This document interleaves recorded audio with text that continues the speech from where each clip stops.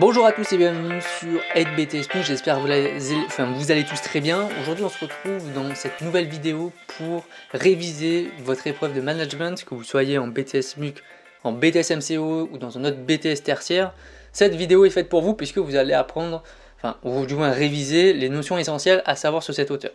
Avant de commencer, évidemment, n'oubliez pas d'aller voir les précédentes vidéos qui ont déjà été tournées sur les précédents auteurs. Et également, n'oubliez pas de vous abonner à la chaîne pour suivre toutes nos vidéos, tous nos cours.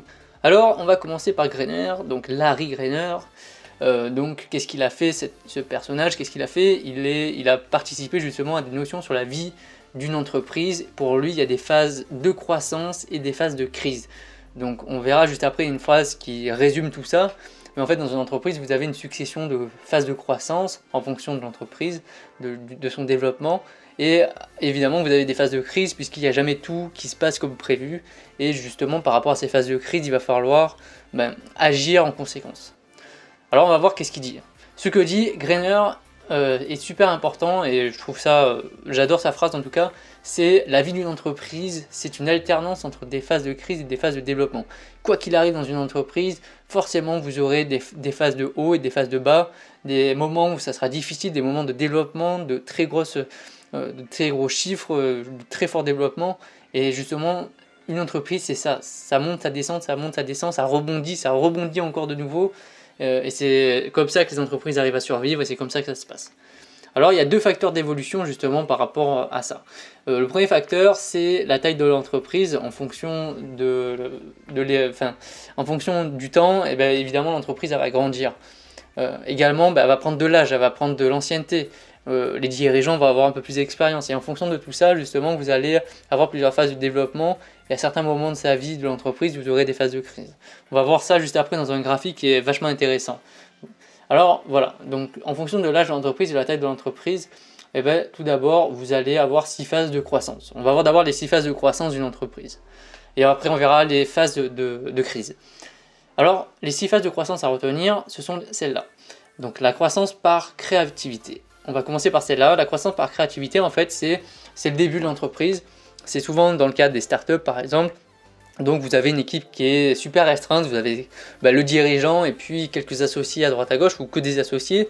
Et justement, je dis qu'il y a une communication informelle, c'est-à-dire que il n'y a pas vraiment de réunion, formalisée et tout. On communique en permanence d'un point A à un point B. Comme ça entre nous, comme si on se parlait, on dialoguait entre nous. Il n'y a pas de vraie formalité. Donc ça c'est la première phase. La deuxième phase c'est la phase de croissance par la direction. Donc ça y est, l'entreprise se développe. On verra ensuite la phase de crise qui est associée. Mais l'entreprise prend un peu plus de salariés par exemple. Et du coup il va falloir mettre en place une structure fonctionnelle où on va centraliser les décisions. Donc il va y avoir une direction et puis ensuite il va y avoir les employés en dessous. Cette direction va donner des ordres à droite, à gauche pour pouvoir organiser le travail. Ça c'est la première chose. Ensuite on a la troisième phase qui est la phase, je vais y arriver, de croissance par délégation. Donc par délégation, c'est-à-dire qu'on va mettre en place une structure divisionnelle. Donc là, le problème de la centralisation, c'est que des fois, plus l'entreprise est grande et le problème c'est que si on centralise trop, on va perdre du temps puisque le temps que ça monte en haut de l'échelle puis que ça redescend, et finalement c'est déjà passé, le problème est déjà passé. Donc là on va mettre en place une structure divisionnelle donc, où on va diviser la prise de pouvoir et justement ça va permettre d'accélérer la prise de décision. Ça c'est la croissance par délégation. Quatrième point, la croissance par coordination.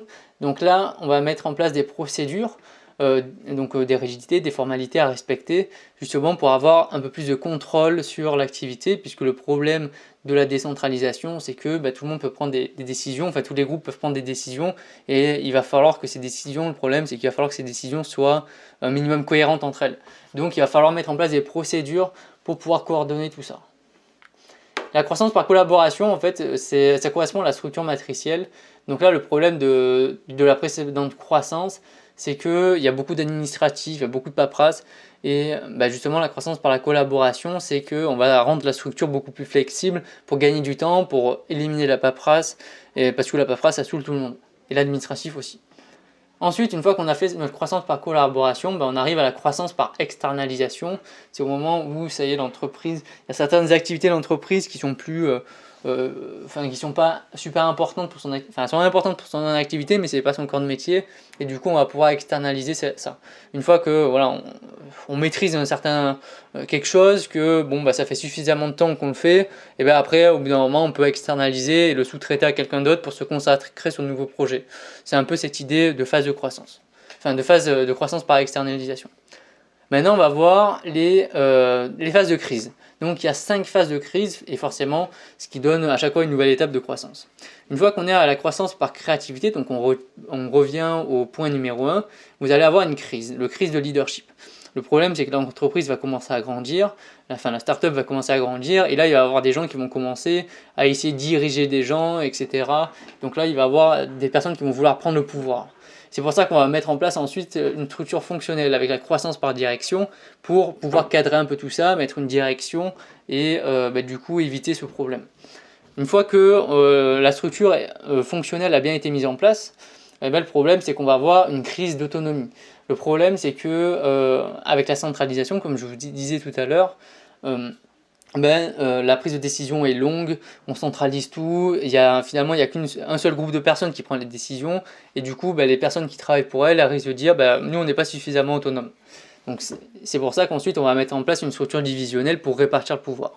Ensuite on peut avoir une crise de contrôle. Donc le problème, comme je vous disais tout à l'heure, de la structure divisionnelle, c'est que la prise de décision elle est prise par plein de personnes différentes et il va falloir pouvoir contrôler tout ça, et c'est pour ça qu'on met en place des procédures, donc la croissance par coordination, pour pouvoir mettre des procédures, standardiser certaines choses pour pouvoir avoir une certaine cohérence dans l'entreprise. Donc, et le problème, forcément, il va y avoir une crise après ça. La crise, c'est la crise de bureaucratie, et c'est ce que je vous disais tout à l'heure.